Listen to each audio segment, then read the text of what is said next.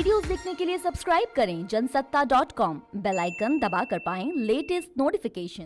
नमस्कार, स्वागत है आपका जनसत्ता पर। भारत और चीन के बीच सीमा पर हालात बेहद तनावपूर्ण हैं। गलवान घाटी में हुई हिंसक झड़प के बाद से दोनों देशों के बीच सैन्य और राजनयिक स्तर पर कई राउंड की बातचीत हो चुकी है, लेकिन नतीजा शून्य रहा। उल्टे चीन की बार बार घुसपैठ की कोशिशों से एलएसी पर माहौल अब और भी चिंताजनक हो गए हैं। ऐसे में रूस के मॉस्को से एक राहत भरी खबर सामने आई है, जहां भारत और चीन के विदेश मंत्रियों के बीच सीमा विवाद को लेकर लंबी बातचीत हुई, जिसके बाद भारत और चीन ने लद्दाख में सीमा विवाद खत्म करने के लिए 5 बिंदुओं पर काम करने को लेकर सहमति जताई है। तो आइए जानते हैं वो 5 पॉइंट कौन से हैं जिन पर दोनों देशों में सहमति बनी और क्या इससे कम होगा सीमा पर तनाव।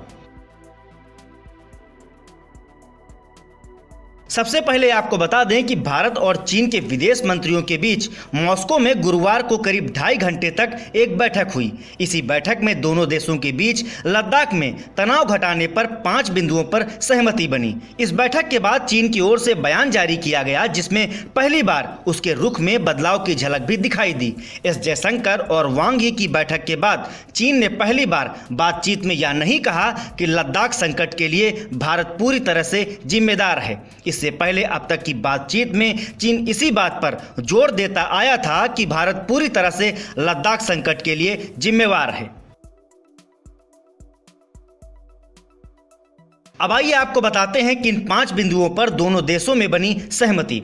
पहली बात तो यह कि दोनों देशों ने यह माना है कि सीमा पर मौजूदा स्थिति किसी के हित में नहीं है। बातचीत को जारी रखते हुए दोनों देशों की सेनाओं को डिसएंगेजमेंट यानी कि विवादित इलाकों से सैनिक हटाने का काम करना चाहिए। दूसरी बात, पहले से तय समझौते और गाइडलाइन का पालन किया जाएगा। मतभेदों को तनाव की वजह नहीं बनने देंगे। तीसरी बात यह है कि सीमा को लेकर बने मौजूदा समझौतों और प्रोटोकॉल को माना जाएगा। सीमा पर शांति बनाए रखते हुए ऐसी कार्रवाई से बचेंगे जिससे माहौल बिगड़े। चौथी बात, सीमा पर तनाव कम करने के लिए दोनों देशों को तेजी से काम करना चाहिए। आपसी भरोसा बढ़ाने के लिए शांति बनाए रखनी चाहिए। और पांचवी बात, स्पेशल रिप्रेजेंटेटिव यानी कि एसआर मैकेनिज्म के जरिए बातचीत जारी रहेगी। Working mechanism for कंसल्टेंस and coordination की बैठकें भी जारी रहेंगी। हालांकि अभी भी चीन पैंगोंग इलाके से पीछे हटता हुआ दिखाई नहीं दे रहा।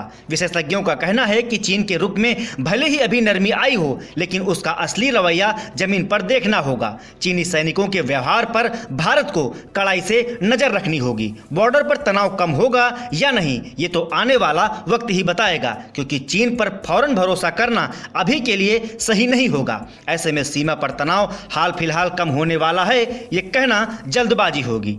तो इस रिपोर्ट में हमने आपको बताया कि कैसे एलएसी पर तनाव कम करने के लिए दोनों देशों में कुछ बिंदुओं पर सहमति बनी है, लेकिन यह देखना दिलचस्प होगा क्या सीमा पर तनाव कम होगा। इस मसले से जुड़े हर अपडेट के लिए आप बने रहिए जनसत्ता के साथ।